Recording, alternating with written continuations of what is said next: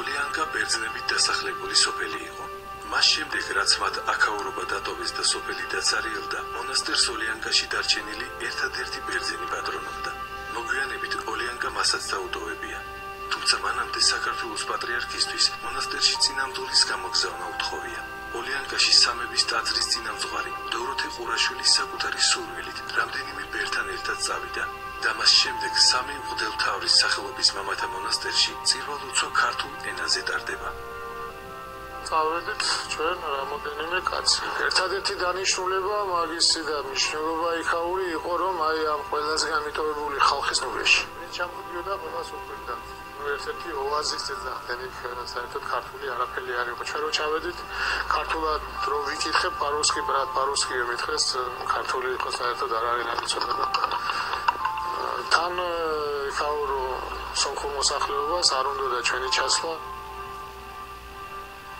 შემდეგ ამ ხალხმა გაიგო ამდვილად გაიგო რომ ჩვენ არ ვიყავით სამთრო ჩამოსულები არამედ პირიქით მათთვისაც სიკეთე გვინდოდა და ყველას რაღაც ვარიგებდით ერთმანეთთან და სიკეთეს წესავდით. შემდეგ დაგვიმეგობრდნენ და პირიქით მე რომ მოვდიოდი ბევრი სომეხი სტიროდა და მეც პატივცემდი მაგათ ისინიც პატივცემდნენ და იყო ჩვენ შორის საკმაოდ თბილი დამოკიდებულება, ბევრი წინათლებოდა. ბერები პირველი ქართველები იყვნენ, ვინც ბერძნულ სოფელში დასახლდნენ. მოგვიანებით ოლიანკაში ქედადან აჭარლები ჩამოასახლეს და სოფელს სახელწოდებად შეუცვალეს. 2010 წლიდან სოფელი ბერთად მოიხსენიება. სამი მღვდელმთავრის მამათა მონასტერს არაერთი სასწაული უკავშირდება. აქ მონასტრის ტერიტორიაზე პატარა ეკლესია, მცირე ზომის აუზით, სადაც კალმახები ბინადრობენ. ამბობენ, რომ თევზებს სასწაულთმოქმედი ძალა აქვთ და თუ მომლოცველი სტუმრობისას გამოცურავენ, ის განიგორნება. ყოფილა შემთხვევა, როდესაც სიტყვაზე ქალბატონი მოსულა ყავარჯინებით და მაგათაც კაცი ჩავიდა და ყავარჯინები აქ დატოვა. ასაკიანი კაცი იყო ერთი, გიორგი მახსოვს სახელი გვარი არ მახსოვს, ძალიან საყვარელი ბაბუ იყო, შემოყვარა განთავი, განიბანეს. უბრალოდ და შემდეგ ეს კაცი ერთი კვირის მერე ჩამოვიდა, რომელიც საერთოდ ვერ დადიოდა რა, ძალიან ეხმარებოდნენ და ორმა კაცმა ჩამოიყვანა. ერთი კვირის მერე თვითონ თავისით ჩამოვიდა. სიმსივნის განკურნებულა მაგათაც სიმსივნისაგან დიაბეტი ქონდა მაგათაც პატარა ბოლოს განიკურნა. არავინ იცის სასწაულმოქმედება კალმახს უკავშირდება თუ წყალს. თუმცა უცნაურია, რომ თევზი, რომელიც დინების საწინააღმდეგო ცურავს და საკმაოდ ფრთხილიცაა, მომლოცველს ხანდახან შეხების საშუალებასაც აძლევს. სამი მღვდელმთავრის მამათა მონასტერში ასეთი რამ არც თუ იშვიათად ხდება, რასაც წინამძღვარი კალმახის ქრისტესთან სიმბოლური კავშირით ხსნის. ქრისტეს იყო ადამიანი, რომელმაც იკადაგა ამ სოფლიური დინების საწინააღმდეგო დინება რა, მთელ კაცობრიობას შემოუტრიალა ცნობიერება და რაღაცნაირად სიმბოლიკა არის რა, კალმახსა და ქრისტეს შორის, რომ ისი დინების საწინააღმდეგო დინება.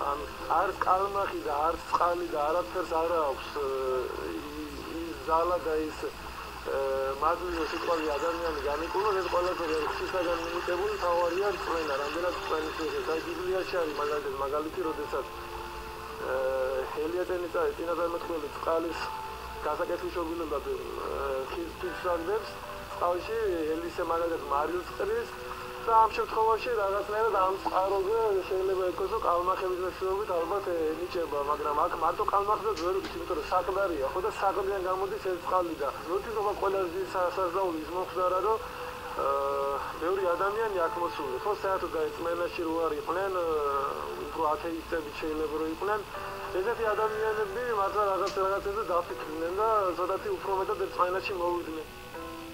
კალმახები ეკლესიის საძირკველთან ქვებში ბინადრობენ. არავინ იცის ზუსტად რამდენი არიან. ამბობენ, რამდენიც გვდება, იმდენივე ემატებაო. ამის დადასტურება არავის შეუძლია. თუმცა ფაქტია, რომ მათი რაოდენობა არ იკლებს.